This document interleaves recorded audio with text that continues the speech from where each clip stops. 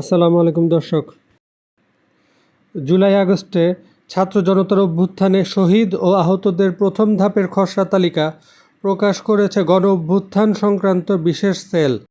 গণ অভ্যুত্থানে শহীদদের প্রথম ধাপের খসড়া তালিকায় ৮৫৮ জন শহীদের নাম এবং আহতদের তালিকায় ১১,৫৫১ জনের নাম প্রকাশ করা হয়েছে। ২১শে ডিসেম্বর শনিবার গণ অভ্যুত্থান সংক্রান্ত বিশেষ সেলের অতিরিক্ত সচিব খন্দকার জহিরুল ইসলাম স্বাক্ষরিত এক সংবাদ বিজ্ঞপ্তিতে এ তথ্য জানানো হয়েছে।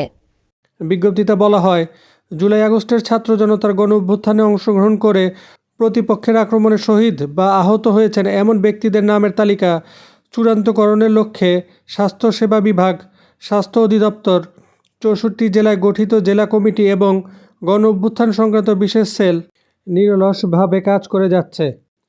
এরই অংশ হিসেবে শহীদ এবং আহত ব্যক্তিদের তালিকা চূড়ান্তকরণের লক্ষ্যে প্রথম ধাপের খসড়া তালিকা গণ অভ্যুত্থান সংক্রান্ত বিশেষ সেলের ওয়েবসাইটে প্রকাশ করা হয়েছে। প্রথম ধাপের উল্লেখিত খসড়া তালিকা দুটি আগামী ২৩শে ডিসেম্বর ২০২৪ তারিখ পর্যন্ত সর্বসাধারণের জন্য উন্মুক্ত থাকবে।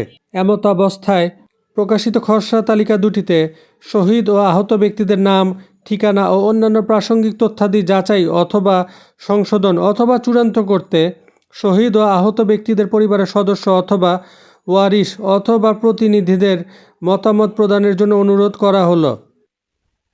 এছাড়াও বিজ্ঞপ্তিতে প্রকাশিত তালিকার বিষয়ে কারো কোনো মতামত অথবা পরামর্শ থাকলে অথবা সংযোজন অথবা বিয়োজন করার মতো যুক্তিসঙ্গত কোনো তথ্য থাকলে তা আগামী ২৩শে ডিসেম্বরের মধ্যে গণ অভ্যুত্থান সংক্রান্ত বিশেষ সেলের ইমেইলে অবহিত করার জন্য বিশেষভাবে অনুরোধ করা হয়েছে।